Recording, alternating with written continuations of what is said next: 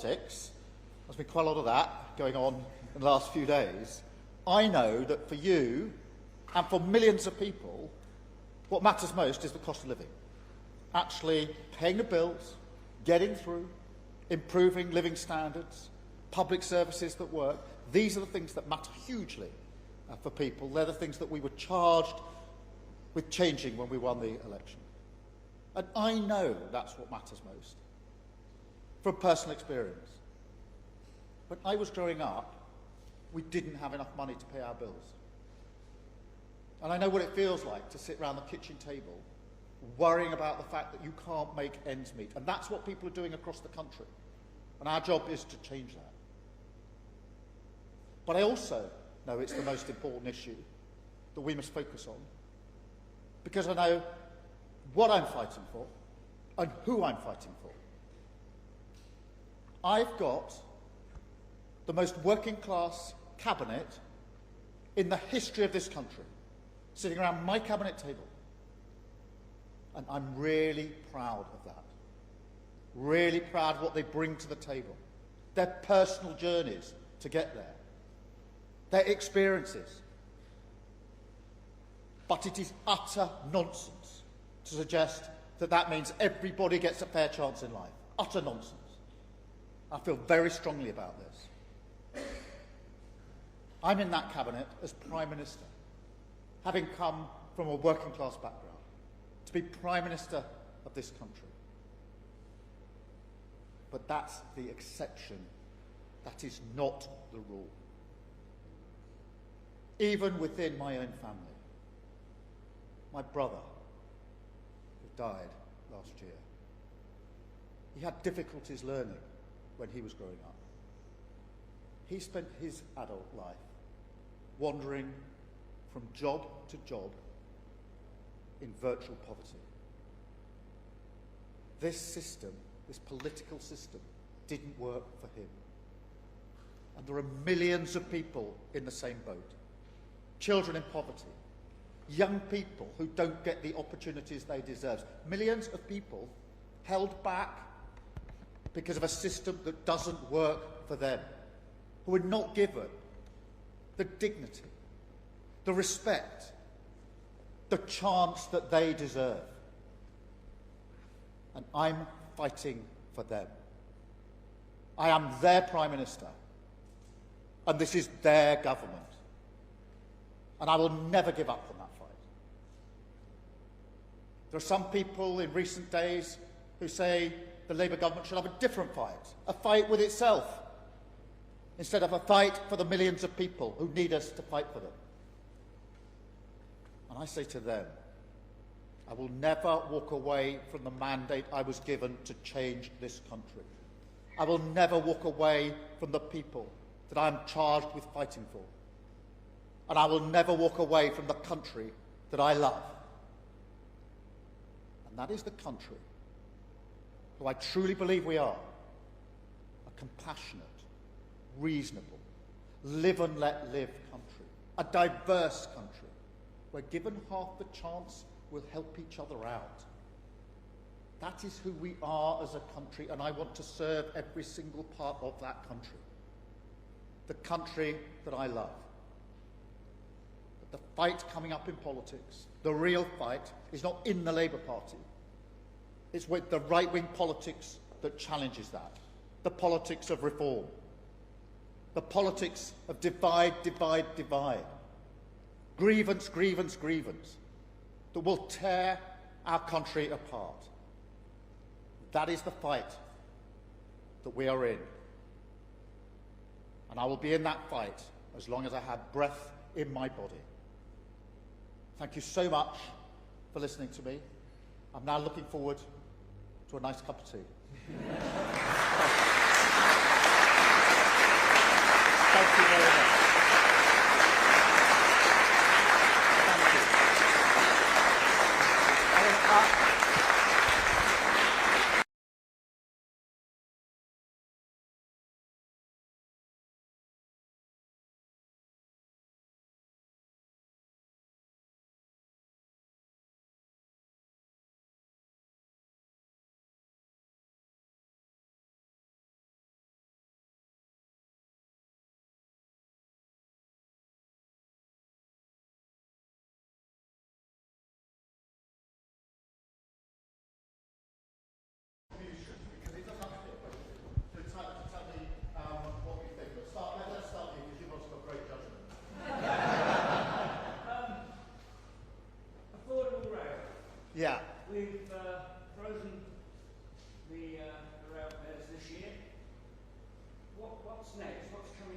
Well, so rail, really, really important, because what we've tried to do is take a number of measures that tackle the cost of living. So measures like energy bills, where we're taking £150 off the bill, free childcare, free school meals, free breakfast clubs.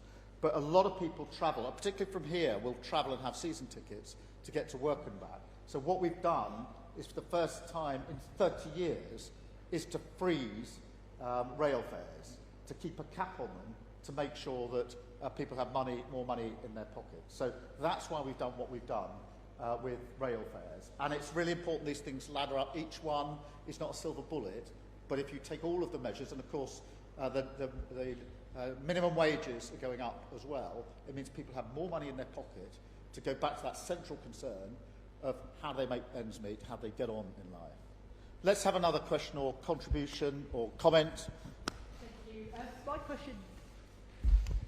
My question's about energy bills, and this winter I've been pleased to notice that my fuel bill hasn't been as high because it's been damp as it is today, but it hasn't been as cold. So what's the government going to do for us going forward if we have a cold winter ahead next year? Yeah, so really good, because I think for many people the energy bill is the one at the moment they worry about the most, particularly in the winter period. And so what we're doing is, in April, we're taking £150 off the energy bills for every single household. So £150 off the bill. For those 6 million who are the sort of poorer households in the country, we've already taken 150 off. So for them, there's both elements of this, which is really important. I should say there's another element of this, and that is what's going on internationally, because the conflict in Ukraine doubled your energy bills. So Ukraine isn't some distant conflict where it's a battle between right and wrong, which it is, and we stand with the Ukrainians. It's actually something that comes effectively through your letterbox every month, because the bills have gone up. They're still 40% higher because of the conflict in Ukraine. So the work we're doing internationally to try to get to a just and lasting peace in Ukraine, which is really important in its own right for Ukrainians, for Europe and for us, is also really important for getting our energy bills down. And that'll get it down by a lot more than £150. So both of those need to come together. Is there anything more you would do? Oh, I don't know. But it does worry. I mean, energy bills really worry people, because they then don't turn the heating on, don't turn it up so high. These are all the things that ladder up to people feeling, I'm not getting the deal I should be getting in life. I'm not being able to do what I should be able to do. And it really, really matters to people. Who else has got a question? Yes, sir. The child poverty strategy that came out at the end of 25 is really strong. What my question is that with resources getting really stretched, you know, a housing association calls them a tenant, GP calls them a patient, the school calls them a pupil. They're the same people with the same issues. And how do you get these different silos to communicate, use it as a framework, to collaborate more so resources and funding can be used to really support the families that everyone is here for? Yeah, hugely important, because in all of these issues, but child poverty is an example of them, there's usually lots of things that need to be dealt with, and they are usually dealt with in slightly different compartments, and we need to bring it together. And doing that, the reason we've got a child poverty strategy is so it can go across the department. So it's not just in one of the silos, it's actually across all the departments. And it all comes together because there's a two-child benefit limit, which has dragged hundreds of thousands of children into poverty under the last government, for which they should never be forgiven, frankly. But at the same time, there's the work that needs to be done to ensure that people get more money in their pocket through wages that actually reflect the job that they're doing, wages that their minimum wages are rising. There's the work that needs to be done on free school meals, which we're rolling out to a much greater extent, free breakfast clubs. And but that's not just about money, that is also about giving children a chance.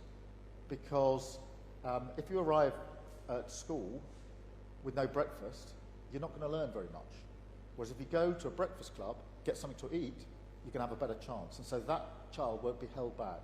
And it goes back to this business about being held back. Children in poverty struggle to reach their full potential. There is shed loads of evidence to that effect. So the policy of holding children back in poverty is a policy of holding children back from their potential.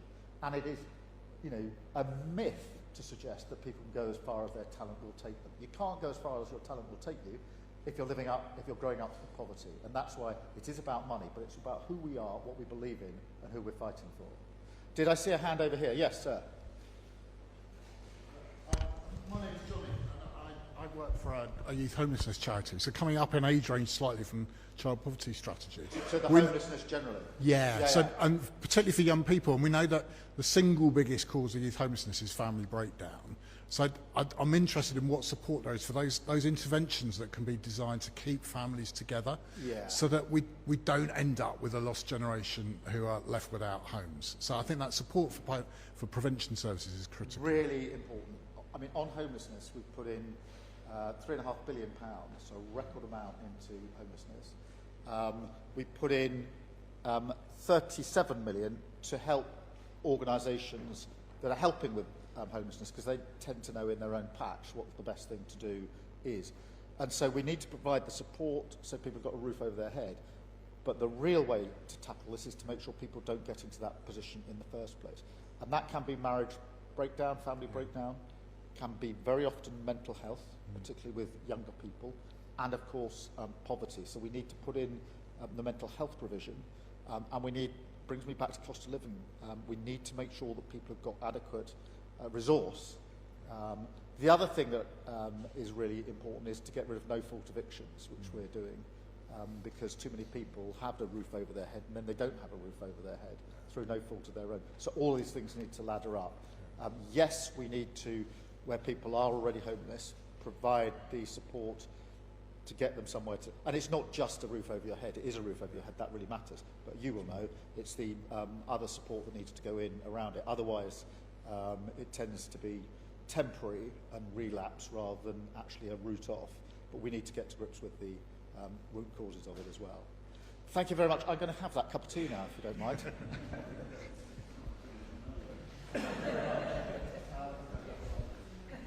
How are you doing?